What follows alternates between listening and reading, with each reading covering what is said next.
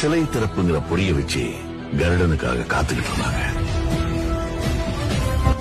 அவங்க செஞ்சு வச்சது சூரியவர்தன் சிலை.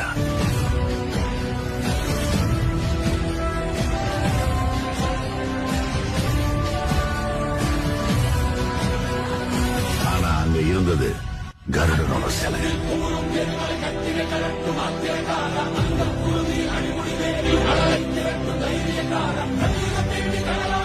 Viva